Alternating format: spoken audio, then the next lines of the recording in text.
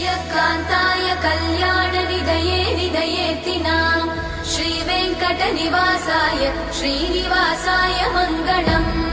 लक्ष्मी सविभ्रमालोकसुभ्रूविभ्रमचक्षुषे चक्षुषे सर्वलोकानां वेङ्कटेशाय मङ्गलम् श्रीवेङ्कटाद्रिशृङ्गाग्रमङ्गलाभरणाग्रये मङ्गलानां निवासाय श्रीनिवासाय मङ्गलम् सर्वावयव सौन्दर्य सम्पदा सर्वचेतसां सदा सम्मोहनायास्तु वेङ्कटेशाय मङ्गलम् नित्याय निरवध्याय सत्यानन्दचिदात्मने सर्वान्तरात्मने श्रीमद् वेङ्कटेशाय मङ्गलम्